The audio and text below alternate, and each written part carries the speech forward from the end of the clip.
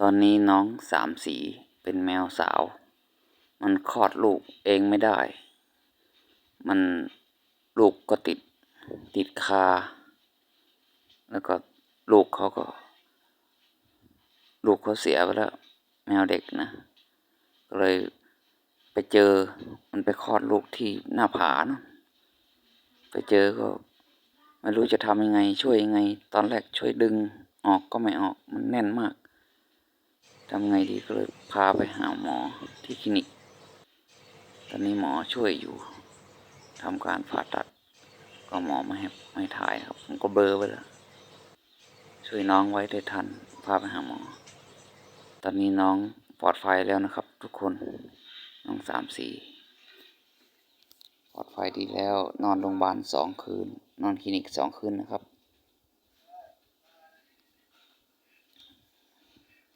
หมอให้นอน2 คืนก่อนดูอาการผ่าแล้วปลอดภัยดีนะครับ